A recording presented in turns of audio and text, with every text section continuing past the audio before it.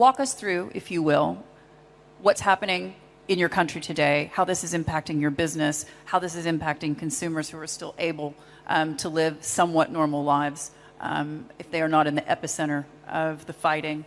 And I think the whole audience would join me in saying that we're all thinking and praying for your people. Thank you. Thank you for invitation and opportunity to speak about Ukraine here. I've never been a politician, and I'm leading one of the largest power producers in Ukraine for 18 years. But I just appeal to everybody not to be so naive, saying that politics is not connected to energy. It's happening for centuries. Saying that Nord Stream 2 was purely commercial project. Listening to Putin saying that he will never use energy as a weapon.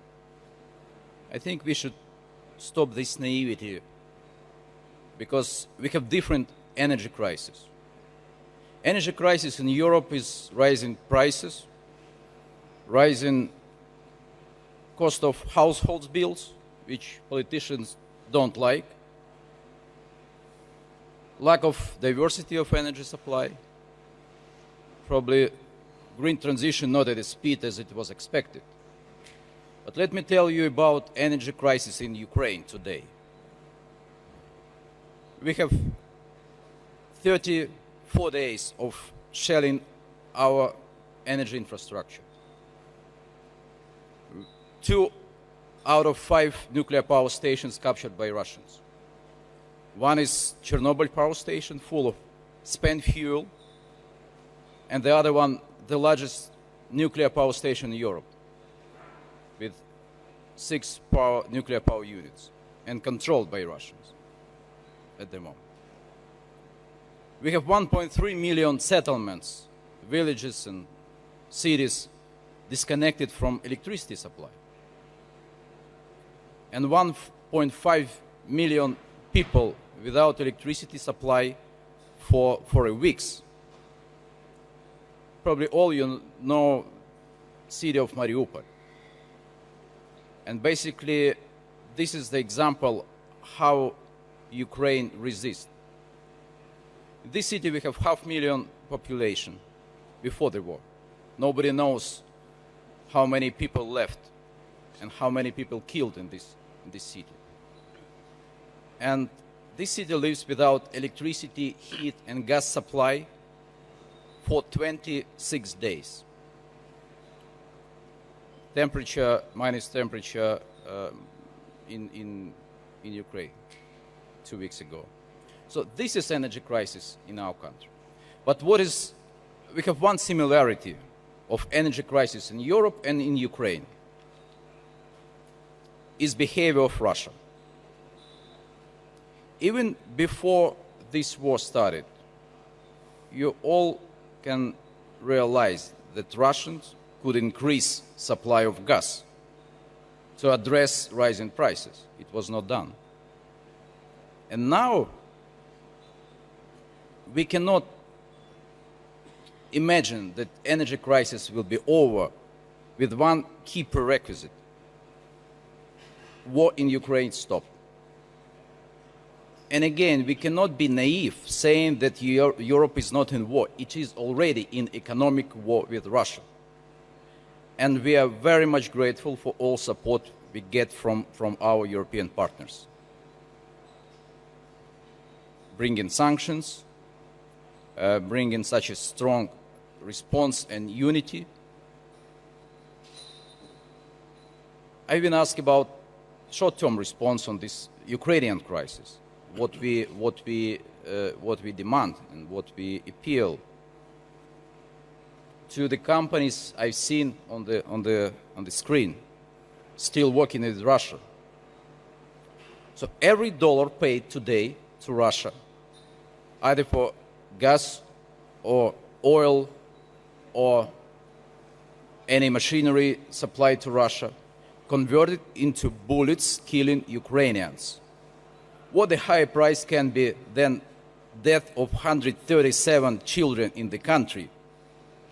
What can justify any business plans or profits or revenues coming from Russia to these companies.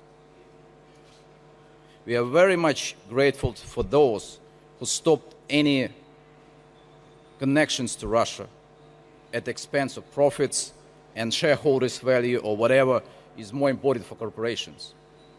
But it's not enough. I think it should become part of corporate policy for the Western world and for the company. Respect, freedom. It should be in the corporate code not to work with terrorist countries like Russia today. When you think about what happens next, there have been a lot of conversations, obviously, about what could potentially happen in Eastern Europe, and I'm talking about NATO members. When we sit here with these ministers, and you mention naivete, do you look at them and say your country could be next? If we don't stop altogether this war immediately, yes. Because nobody thought that full scope invasion can happen in Ukraine until the last moment, until 24th of February. It's happened. Nobody could expect that some crazy man can shelling nuclear power stations. It's happened.